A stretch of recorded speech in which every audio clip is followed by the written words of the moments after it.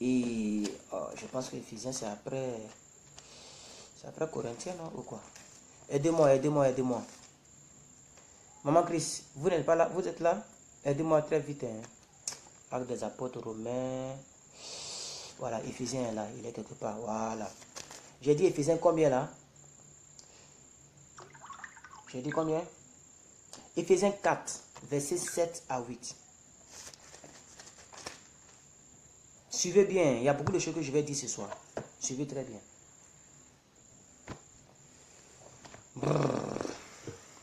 Les dons de Christ ressuscité et leur but. Ça, c'est le titre qu'ils ont mis dans ma Bible. Les dons de Christ ressuscité et leur but. Mais à chacun de nous, c'est pourquoi je vous ai dit, écoutez très bien, il y a beaucoup de choses que tu vas apprendre. Il ne faut pas fuir le sujet. Je suis content parce que déjà vous êtes 60 personnes. Faites, vous allez arriver 100 personnes, on va quitter ici.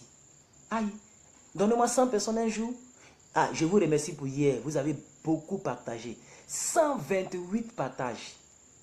Jusqu'à la vidéo a déjà dépassé 3000 et quelques vues. On s'en va vers 4000 vues la vidéo d'hier. Parce que vous avez beaucoup partagé. 128 partages et plus de 100 j'aime. Ça c'est grâce à vous. Merci pour vos j'aime, pour vos commentaires, pour vos partages. Quand je vois ça, chaque matin quand je me réveille puis je vois, ça m'inspire. Donc je prépare encore un autre message pour vous. Amen. J'aime ce que vous faites. Vous servez aussi Dieu. En partageant, vous servez Dieu, n'est-ce pas? Donc ce message c'est pour vous et nous. Regardez bien ce que la Bible dit ici.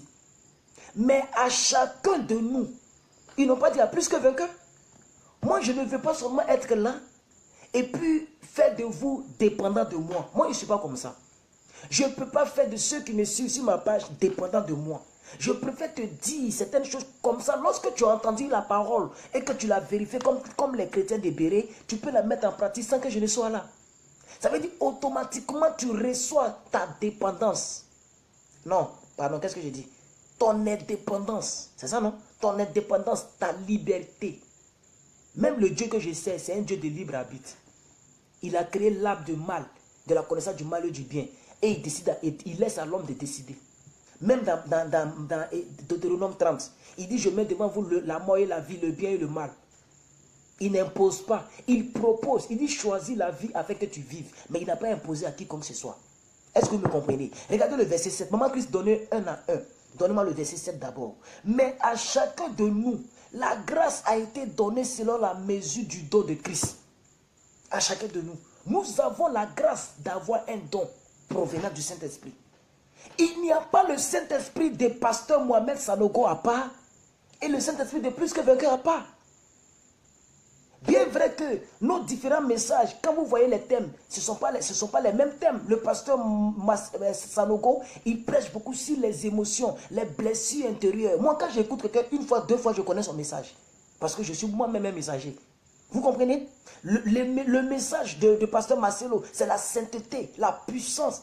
Vous comprenez? Et aussi les couples, la famille. Vous voyez? Mais le message d'Ivan Castano, c'est la foi. Le message de Raoul Wafo, c'est la foi. Est-ce que vous me comprenez? Maintenant, parmi vous qui me suivez là, est-ce que vous connaissez mon message? Donc, vous voyez ici, Éphésiens 4, verset 7 d'abord. Mais à chacun de nous, j'aime tout la petite partie là. Mary Joyce, God bless you, depuis Canada. Je suis content de te voir. Tu m'as abandonné, ma soeur. Tu m'as complètement abandonné. Hein? Vous désertez ma page. Hein? 72 personnes. Allez-y vite. Je veux 100 personnes ce soir. 73 personnes. Allez-y très vite. Si vous, 76 personnes, si vous partagez jusqu'à 100 personnes, remarque qui va sortir là. Peut-être le téléphone va fuir. 74 personnes. Allez-y très vite, ok? Non, le verset 7 là me travaille. Maman Christ, pardonnez, restez sur le verset 7 là. Pardonnez, restons sur le verset 7. Pardonnez, je vous en prie. Ne soyons pas pressés ce soir-là. Parce que je veux que vous sachiez que vous aussi, Dieu peut vous donner le don de la prédication, de tout ce que vous voulez. Ne serait-ce que de prier, de demander à Dieu, Seigneur, j'ai reçu le Saint-Esprit. Le même Saint-Esprit que le jeune homme qui parle là. Le même Saint-Esprit que le plus grand pasteur au monde. Qu'est-ce que tu m'appelles à faire? Quels sont mes talents et mes dons? Dans quel couloir je vais exceller? Je refuse d'être troublé dans ma destinée. Révèle-moi mon don. Révèle-moi mes talents. Même quand tu es étudiante, tu dois demander à Dieu de t'orienter. Il y a trop de filières. Il y a trop de filières. Même quand tu fais le commerce, il y a trop de domaines où on peut mettre de l'argent. Où on peut exceller, comme on peut chuter. On a besoin de la sagesse de Dieu pour nous révéler les choses profondes. Est-ce que vous me comprenez? Mais à chacun de nous, j'aime la partie là. Mais à chacun de nous, la grâce a été donnée à chacun de nous. Selon la mesure du don de Christ. Est-ce que vous me comprenez? Oh, alléluia. Regardez le verset 8. C'est pourquoi il est dit, étant monté dans les hauteurs, il a amené des captifs et il a fait des dons aux hommes. Quand Christ est monté, il a fait des dons aux hommes. Le don là, tu dois le découvrir. Jésus t'a fait un don. Jésus t'a légué un don spirituel, un talent. Une caractéristique que personne ne peut exercer mieux que toi. Il y a un domaine spécifique dans lequel Dieu t'a positionné avec un zèle. C'est-à-dire quand tu exerces ce domaine-là, personne ne peut t'imiter. Tu es naturel, tu es original en exerçant cela. On dit quand Jésus est parti dans les hauteurs, il a fait des dons aux hommes. C'est pourquoi je veux que nous puissions découvrir le don spirituel et les talents que Dieu nous a légués. Pour que tu puisses commencer à t'armer à exercer ce don-là. Vous allez voir, il y a tellement de mères de famille et de pères de famille, ils vont penser que ça ne les intéresse pas. Et c'est la partie qui me fait mal. Beaucoup de personnes ici vont penser que ça ne les intéresse pas. Ça vous intéresse et ça nous intéresse. Ça nous intéresse. Ça nous intéresse en tant qu'une mère de famille, un père de famille. Dieu peut t'utiliser dans beaucoup de domaines, que ce soit professionnel, ecclésiastique, ministériel, je ne sais pas. Dieu peut t'utiliser. Ce n'est pas forcément dans l'église. Je ne prêche pas les dons spirituels pour l'église seulement. Je parle de ta destinée. Dieu t'a appelé à maîtriser quel domaine de ta vie. Si c'est le football, si c'est les tresses, si c'est les ventes de pain, si c'est les ventes de chaussures, si c'est les ventes de... Je ne sais pas moi. Il y a un don que Dieu t'a donné. Quand tu présentes ta serviette, elle est plus achetée que les autres. Parce que Dieu t'a appelé à vendre des serviettes. Vous comprenez? C'est très important. On va lire beaucoup de passages. Et je pense qu'on sera à l'aise. Parce que moi, je ne prêche pas dans le vent. Et je ne prends pas un verset pour faire une doctrine. Quand moi, je m'assois pour préparer mes messages, je le prépare en conséquence. Parce qu'il y a beaucoup de détracteurs qui me suivent et qui cherchent une petite faille. Vous allez voir, beaucoup me suivent. Ils cherchent faille, mais ils ne trouvent pas. C'est-à-dire, bibliquement, là, ils ne trouvent pas. Comme hier, il y a une dame qui commente, si tu es trop zélé, va dans la rue et va évangéliser de la rue, va sauver les âmes. Alors j'ai pris une photo de 2000, une photo où j'étais en train de prêcher, c'est l'année passée même d'ailleurs, où j'étais en train de prêcher dans les rues, parce que là il y avait mon petit qui me prenait en photo. Maintenant quand je fais seul. Et j'ai envoyé le lien à la dame en commentaire en bas de la vidéo. J'ai dit cliquez sur le lien, vous allez voir. Elle n'a plus répondu encore. Elle a vu mais elle n'a pas répondu. La honte. Parce que beaucoup de personnes pensent que je viens seulement pour m'asseoir ici. Comme si à part ici, là, moi, je fais rien d'autre. La honte. Ils cherchent, mais ils ne trouvent pas. Ils ne trouvent pas. Quand quelqu'un va dire encore, est-ce que tu prêches à l'église? Je vais prendre une photo de dimanche passé, là. Une photo de dimanche passé, dans l'un des portables de l'une de mes filles, de l'un de mes fils. J'ai venu poster encore. Il a commencé à faire direct pendant le culte. Mais comme je ne vais pas me déplacer à ma live boss, c'est à cause de ça que vous avez gagné. Nous ne sommes pas tous des plaisantins, je l'ai dit hier. Ce n'est pas tous ceux qui viennent s'asseoir devant un téléphone qui sont des plaisantins. Amen. Est-ce que vous comprenez? Alors, 1 Corinthiens 12, 4 à 6. Il faut que tu ne sois pas ignorant. Il faut que tu ne sois pas ignorant de tes dons. Que Dieu te révèle ce à quoi il t'a appelé. Est-ce que vous me comprenez? Allons-y dans 1 Corinthiens 12, 4 à 6. 1 Corinthiens 12, 4 à 6. 1 Corinthiens 12, 4 à 6. 1 Corinthiens 12, 4 à 6. 1 Corinthiens 12, 4 à 6. 1 Corinthiens 12, 4 à 6. Le thème qu'ils ont mis ici, c'est l'exercice des dons spirituels à la base. Donc, regardez, écoutez bien ici. Hein. Ici, il s'agit des dons spirituels. Voilà. Ça, il faut qu'il soit clair.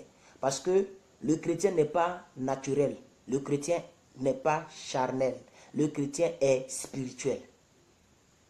Le chrétien est un homme spirituel, mais qui vit sur la terre des naturels. Alléluia. C'est pourquoi un chrétien peut chasser un démon et puis le démon s'en va. On ne voit pas le démon. Le démon c'est spirituel. Mais comme le chrétien n'est pas naturel, il peut parler aux choses spirituelles. Est-ce que vous me comprenez? C'est pourquoi le chrétien a besoin d'avoir un don spirituel. Parce que le chrétien, d'abord, son identité commence dans le spirituel. Donc quand tu ignores cette partie-là, tu verras qu'il y a certaines choses qui vont te passer là-dessus. Lisons la parole de Dieu. Et 1 Corinthiens 12, verset 4. La Bible dit ceci. Il y a diversité de dons. Il y a diversité de dons. Mais il y a un seul esprit. Voilà. Et quand la Bible dit il y a diversité de dons, ça veut dire que chacun d'entre nous, nous devons avoir un don. Est-ce que vous me comprenez? Et on n'est pas obligé d'avoir le même don. Parce que si on a le même don, mais ça sera trop facile. Il y a d'autres qui vont dire, ah, c'est le même don qu'il exerce, donc je n'ai pas besoin d'avoir un don. Non, non, non. On a besoin de plusieurs dons pour se compléter. Est-ce que vous me comprenez? On a besoin de plusieurs dons pour se compléter. Une maman ici peut avoir le don de la sagesse. Et elle peut me conseiller. Et moi qui ai le don de la prédication, je peux prêcher. Elle me complète et elle me pousse dans l'exercice du ministère. Est-ce que vous me comprenez? C'est pourquoi la Bible dit, il y a diversité de dons, mais il y a un seul esprit, le même esprit. Verset 5. Diversité de ministères, mais le même Seigneur.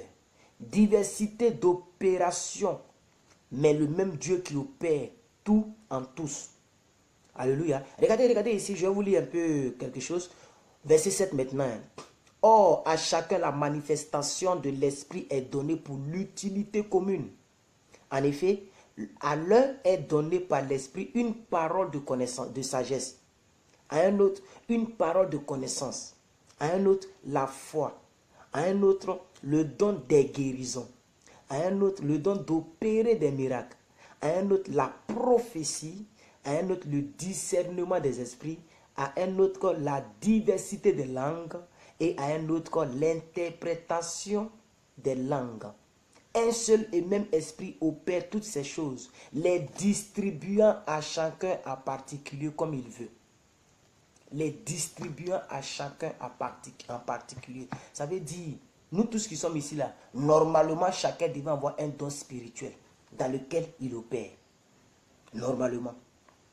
Chacun devait avoir un don spirituel dans lequel il opère. Et chacun devait découvrir ce don-là. Et c'est une grâce. Quand tu as un don spirituel, ça veut dire dans le monde spirituel, tu as aussi un grade. Le don spirituel, ça peut être assimilable à un grade spirituel. Donc dans le monde spirituel, tu as aussi un grade. L'ennemi a des nouvelles. Est-ce que vous me comprenez? C'est très important, peuple de Dieu. Il faut que tu pries pour que Dieu te révèle, après tes talents, que Dieu te révèle aussi tes dons spirituels. Comme ça, tu sais que moi, Dieu m'a appelé dans ce don-là. Et je l'enseigne à mes enfants. Dieu m'a appelé dans ce don. Je l'utilise pour ma famille. Dieu m'a donné le don d'interpréter les songes. Donc, les gens savent que moi, je suis quelqu'un qui interprète les songes. Je peux interpréter les songes de mon mari, de mes enfants, de mon époux, de mon épouse, de mes amis, etc. C'est un don spirituel que tout le monde n'a pas la capacité d'avoir, que toi tu as découvert et que toi tu as.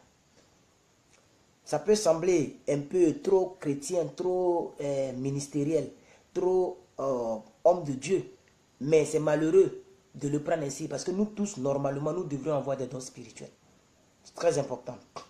Est-ce que vous me comprenez? Très important. Alléluia. Alors, il faut que à partir d'aujourd'hui, que tu t'appliques, que tu t'engages à développer les dons et les talents. Il faut que tu t'engages. Il faut prier pour que Dieu te les montre. Ça, c'est un. Et il faut aussi prier pour que tu puisses les développer. Une chose est de connaître le don. Une chose est de les développer. Une chose est de connaître le talent. Une chose est de développer le talent. Mais aujourd'hui, je sais que beaucoup de personnes ne seront pas à l'aise. Moi-même, quand je préparais, je savais. Mais on ne peut pas faire autrement. C'est ce que Dieu m'a inspiré pour notre 13e jour de jeûne et prière. Le 13e jour, c'était de prier pour la découverte de notre don et de nos talents. Et je fais une parenthèse. Quand je mets le lien du programme du jour là, et que vous voyez là, au moins cliquez sur j'aime. Parce que Facebook me dit qu'il y a 1600 personnes qui ont vu. Et on me donne, je vois 10 personnes qui ont liké, 5 personnes. Ce n'est pas intéressant.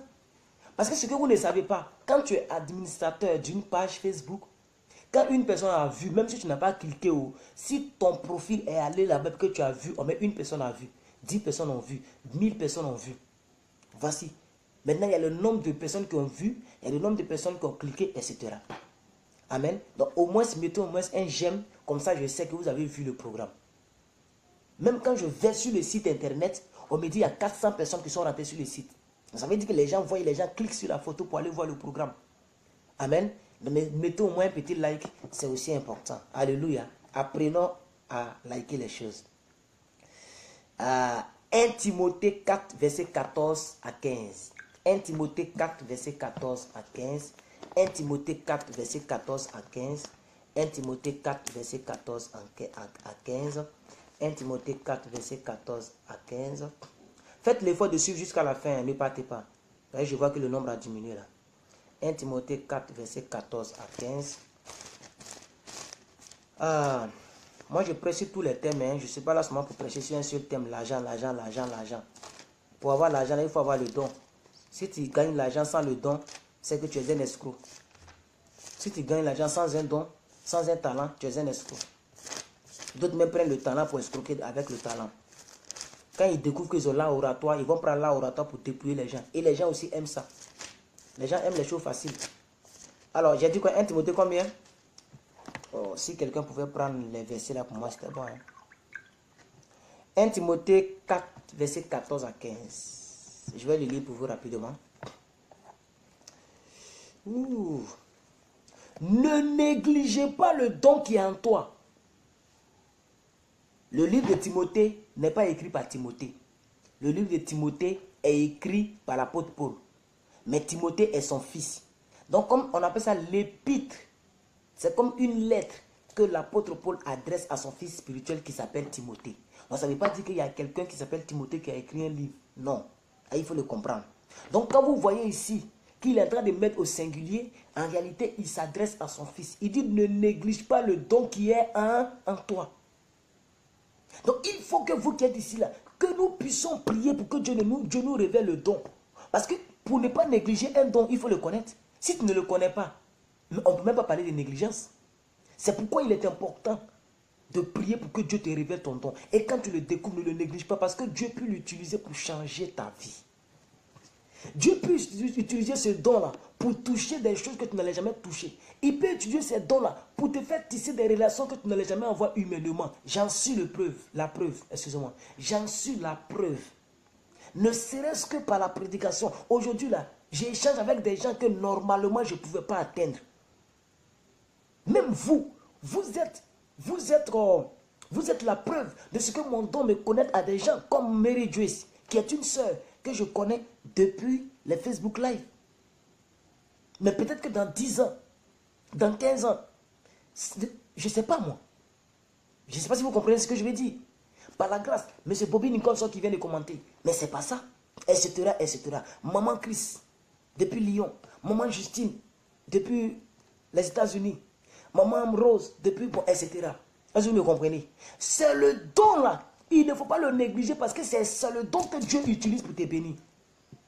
Dieu ne peut, parce que Dieu n'est pas injuste. Il ne peut pas te bénir dans un domaine où il ne t'a pas appelé, dans un domaine où tu ne mérites pas. Il utilisera ton don pour te bénir. Je ne sais pas si vous comprenez. C'est le don là et c'est ce don là qui fait qu'aujourd'hui, mais j'ai pu serrer plusieurs fois la main de pasteur Raoul, comme vous le voyez sur ma photo de profil, de couverture plutôt. Sinon, ce n'est pas mon camarade. Mais il me place dans le cadre d'homme de Dieu. Et il me reçoit et on parle. Sinon, normalement, ce sont pas... Le pasteur Mohamed Sanogo, c'est pas mon camarade. Il faut être vraiment humble, il faut être juste. C'est pas mon ami. Mais si vous partez, vous faites tout pour être en contact avec lui et que vous lui dites mon nom à l'état civil, Dagué Herman, il va dire, ah, mon petit plus que vainqueur. C'est le don là que Dieu utilisera. C'est pourquoi l'apôtre Paul dit à son fils, merci maman Christ, merci maman Christ d'avoir rappelé le verset. Ne néglige pas le don qui est en toi et qui t'a été donné par prophétie et par imposition des mains des anciens. Ça veut dire le don spirituel. C'est ce que ça veut dire tout simplement. Regardez le verset 15. Occupe-toi de ces choses. Donne-toi entièrement à cela, afin que tes progrès soient évidents pour tous. Oh, alléluia. Ça veut dire ton progrès, ton succès, ton évolution dépend de ton don spirituel. Dépend de tes talents. Dépend de tes qualités. Dépend de ce que tu maîtrises. Dépend de ce à quoi Dieu t'a appelé. Dépend du don que Dieu t'a fait lorsqu'il t'a créé. Regardez bien le verset 15. Regardez bien le verset 15. Regardez bien le verset 15, maman Christ. Redonnez le verset 15, s'il vous plaît. Occupe-toi de ces choses. Donne-toi entièrement à cela, afin que tes progrès soient évidents. Est-ce que vous comprenez? Afin que tes progrès soient évidents pour tout le monde. Que tout le monde sache que lui, là, c'est son don qui est là. Que tout le monde sache que j'ai besoin de lui, là, dans ce domaine. Que tout le monde, lorsque quelqu'un a besoin d'une personne dans un domaine, que la personne se rappelle de toi pour t'appeler. Parce que la personne sait que toi, tu es appelé à telle chose. Quand quelqu'un a besoin d'un conseil dans son couple, la personne peut appeler telle maman, je la connais, elle peut conseiller mon couple. Elle peut parler à mon mari. Elle peut résoudre le problème que je n'arrive pas à résoudre. Parce que Dieu lui a donné le don de réconciliation des couples. C'est pourquoi la Bible dit, occupe-toi de cela. Est-ce que vous me comprenez? Regardez même le verset suivant. Regardez le verset 16. Regardez le verset 16. Il dit, veille sur toi-même. Veille